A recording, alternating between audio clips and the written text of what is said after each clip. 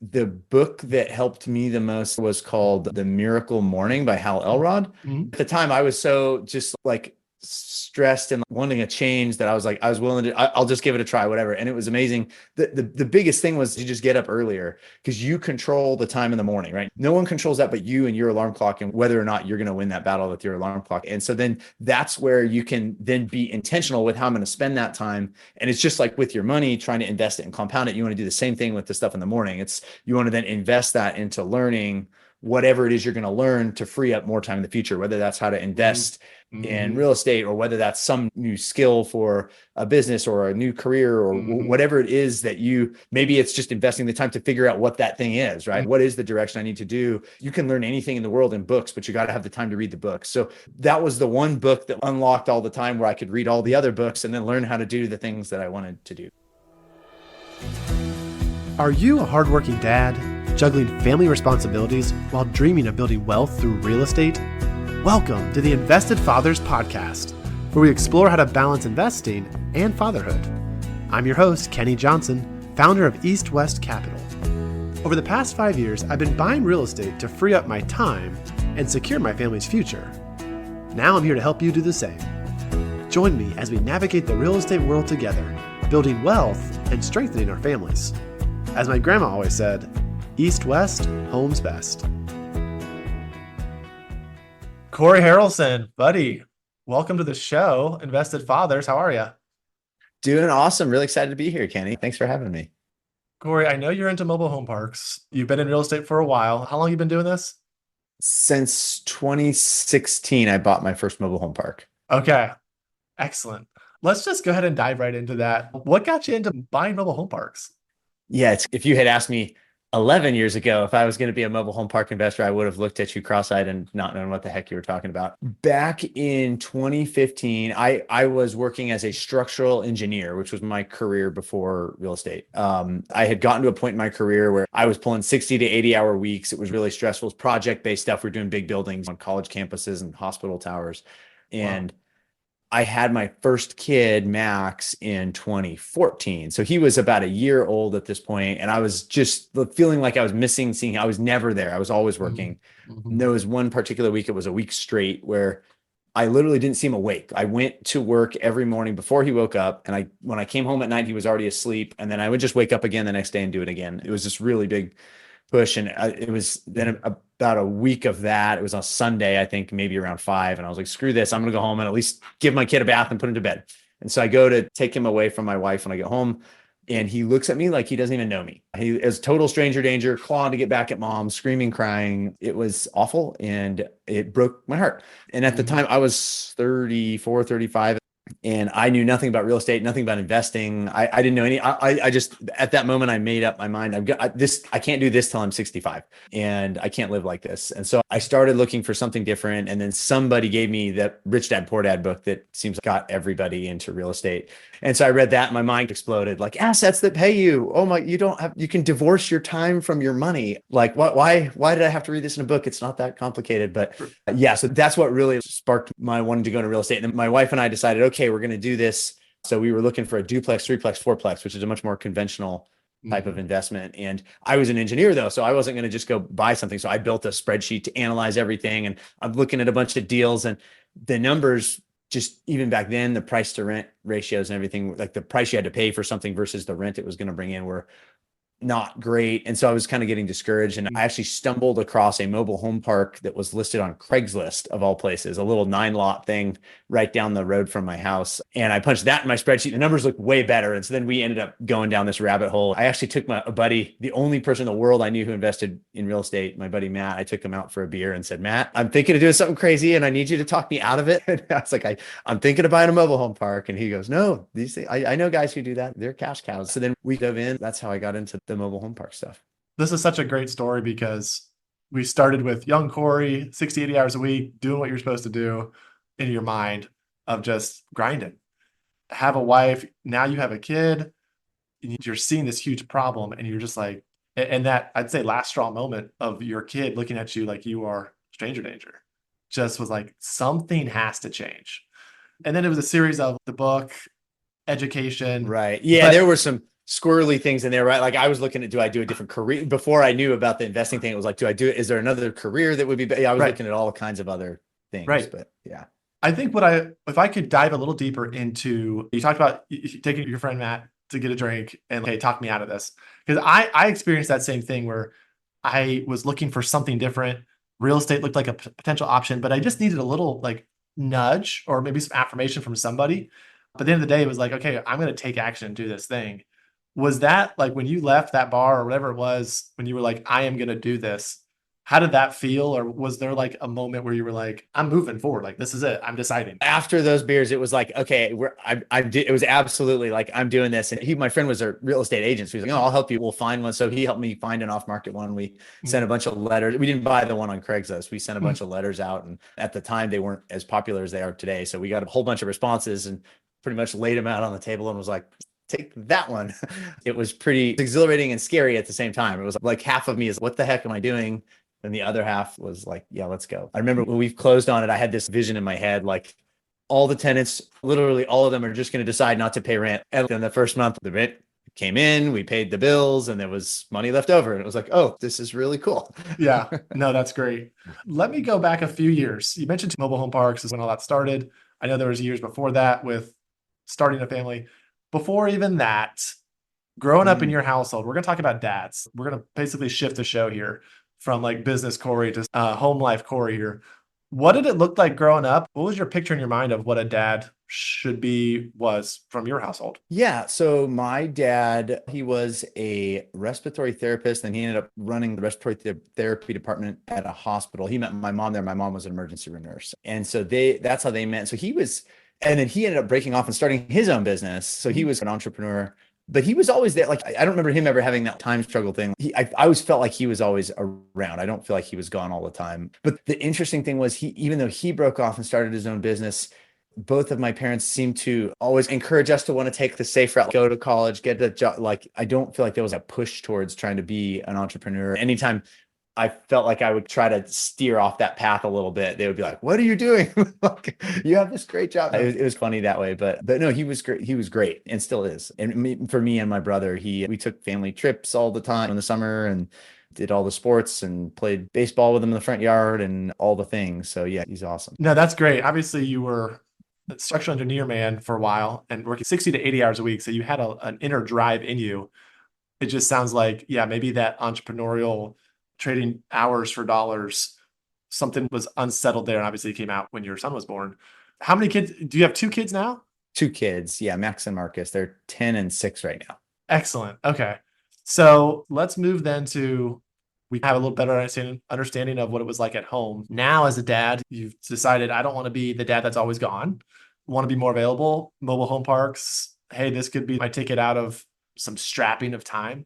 What does fatherhood look like today? What's it like in the Harelson's household? It's fun. It's busy. The kids, it's crazy. Like every age, it feels like things change and they get more fun and you lose something that was a hard part of parenting, but then you add in something else. Both my kids do jujitsu. So they train actually a lot, probably at least 4 days a week, sometimes more. We've had them in the other sports and everything too. And I do that as well. So that's something that we do together. Then we try to take some trips in the summer. And then I guess more of a day-to-day basis. What I like about having my own business now is I love the real estate stuff. Like I don't necessarily want to stop because I actually really enjoy it, but I'm able to design my day and my life the way I want it. I've got when the kids are home, I try to shut down. I try to put my phone in the other room turned off. And I'm really bad at that piece of it. So I'm really bad. If my phone's around, I'll be looking at it instead of focusing on my kids. And so I figured out, I give my kids, I always read, I'm reading like novels with both of them before bed every night. And so they get one little square of chocolate when we read our book at night.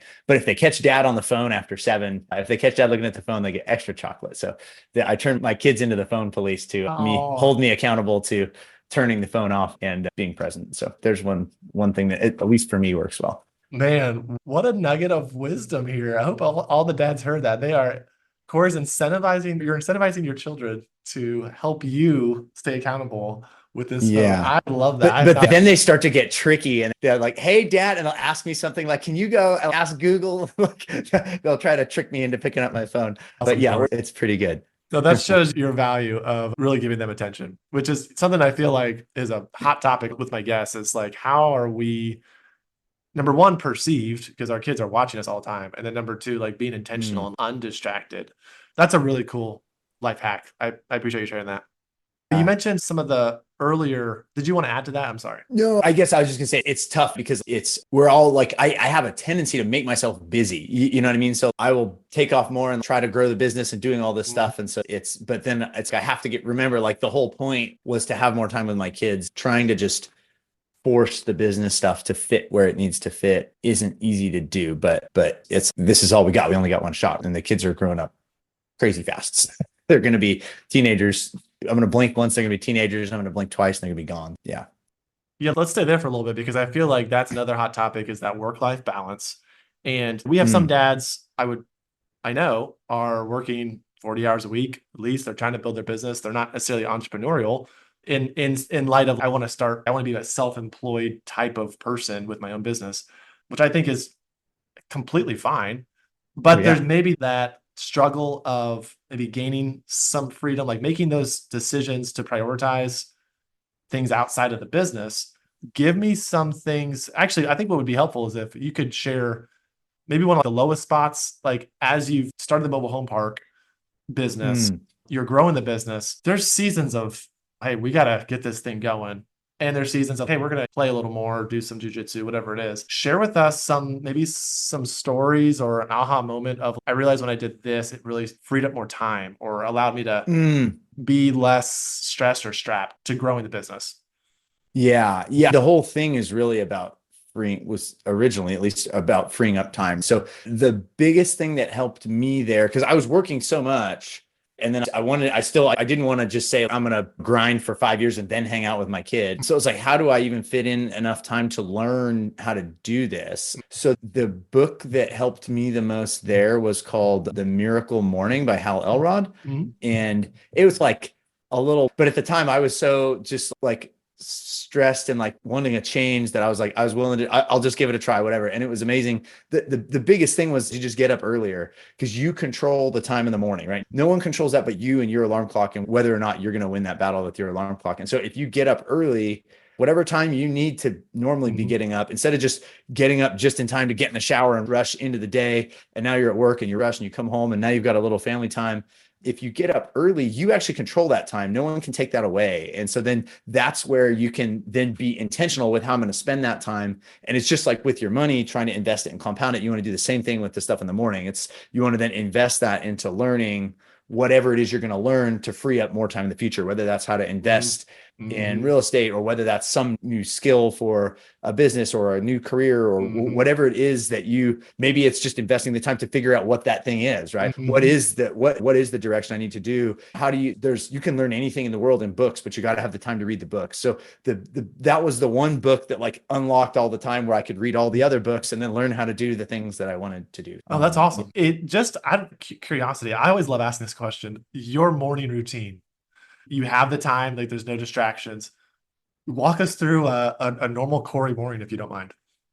Yeah, absolutely. So it's changed over the years. So I did just the straight up routine from Miracle Morning for about 2 years. So they've got you doing 6 things, savers. So it's silence, affirmations, visualizations, exercise, and reading, and journaling. Silence is like meditation. So I was doing a bunch of that. These days, it's more, some mornings I'll carve out for my exercise time. So I'll work out. There's actually a group that I work out with in the mornings.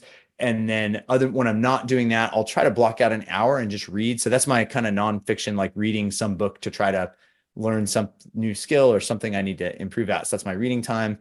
And then I'll try to get up at 5. My habit is to try to get up at 5 every morning. That's how I've got several hours. So I'll take an hour to just read. And then after that, it's whatever's what's that like thing that I've been procrastinating on, or that number one thing that's going to move the ball forward, that starting at 8 or 9 o'clock, the phone's going to start ringing and I'm going to get into emails and I'm going to blink twice and it's going to be the end of the day. But from 6 to 8, I can get more done in those 2 hours than I do the rest of the day. And it's like, really, what's that number one most important thing to do is really it. Yeah. And then sitting down every Friday, I sit down and plan out the next week. And I plan out what those most important things are. So I don't spend 2 hours figuring out what I'm supposed to be doing. I know, oh, I need to be whatever, looking at these new deals or whatever the case may be that I need to be doing. Then when it comes time to do it, I can just sit down and really focus when the rest of the world's still sleeping. That's awesome. Yeah, I've been working out in the morning, try to meet my buddy at the gym at 5:20. And there's something so invigorating about just driving to the gym when it's like dark, there's no cars on the road, a few here and there. And you just feel so, I don't know, everyone's sleeping and I'm getting this done. I feel great. Not that sleep is bad, but getting that early start is great.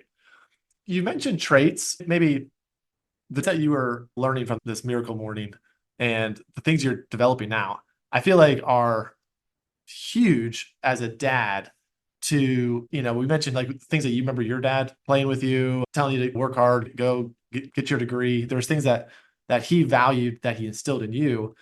What are some things that you're seeing like now that you're like, these are some values I'm really trying to instill in my kids early so that it's maybe some building blocks for the future? Yeah, that's a great question. There's all the normal things, which are like, I want them to be nice. I want them to be a good person. All that stuff is, and then on the investing side, I don't want them to end up in the same pickle that I felt like I was in. So I want them to have some kind of a financial education as well. So I forget what the book was I got the idea from, but I do these 3 jars. It's a save, spend, give jar.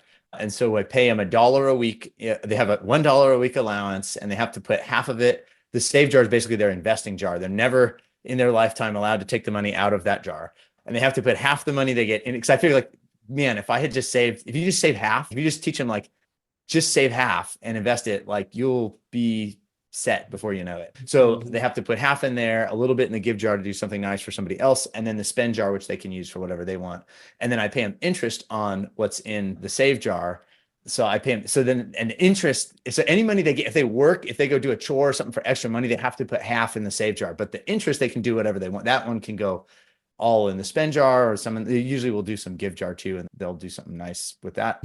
But yeah, so trying to just, and then they start to figure out like, oh, the interest is adding up here. So it's pretty cool. Like I've seen the light come on with both of them, where there'll be a period where they're like, oh, I'm just putting all the interest back in the save jar and then compounding it. And so it's pretty cool. So my older kid, he's around a guy, he's built it up at just $1 per week. He's got like $900 in there now. And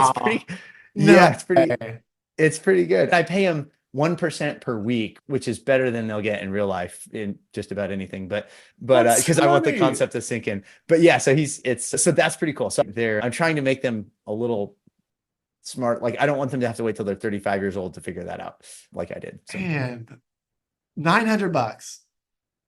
And yeah, I told him once he hits 1,000, his interest rate's going to cut off, and he's got to go. I'll help him put it into actually like a real. No, that's awesome, Cory.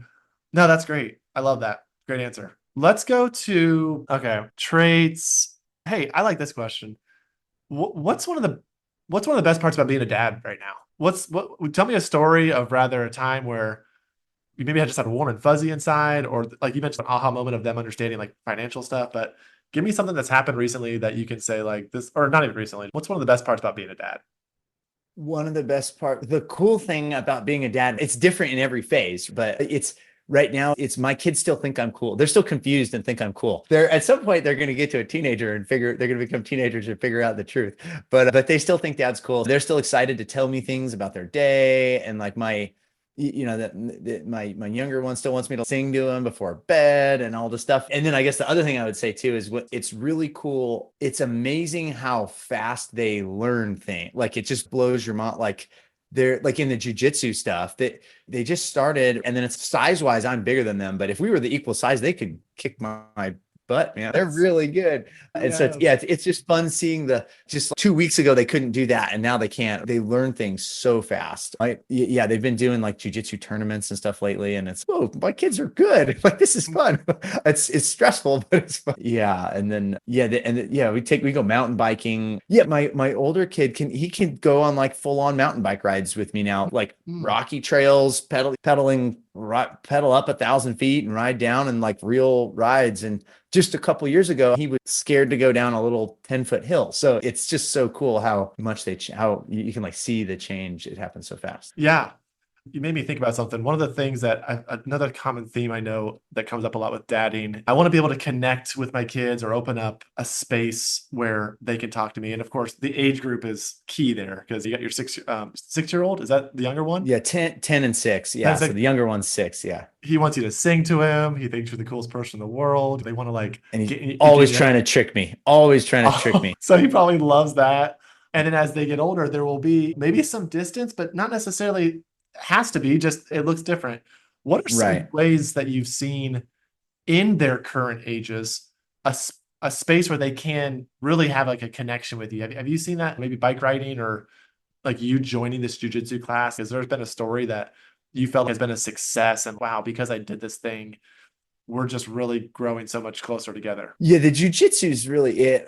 And the mountain biking's been fun. The mountain biking's awesome too. Yeah, just finding things that you can do together, I guess, is really it. So like the mountain biking's super fun when I go with him, especially my older kid. My younger kid still, he's just figuring out how to shift gears right now, but probably in 2 years he's gonna be slaying it. But yeah, we all three of us train jujitsu together. And so it's pretty cool. They'll after practice, they'll be like, oh, I submitted this kid with this thing. Oh, and I'm like, you got to show me how to do it. I don't know how to do that. So yeah, it's pretty neat. Like that, just having some kind of shared something, right? So it's really been the mountain biking, the jiu-jitsu. My older kid, he's 10, so he's old enough for hunter's ed. So I'm taking him hunting for the first time this year. So I like to try to put a little meat in the freezer. So that's going to be super special being up in the mountains with him.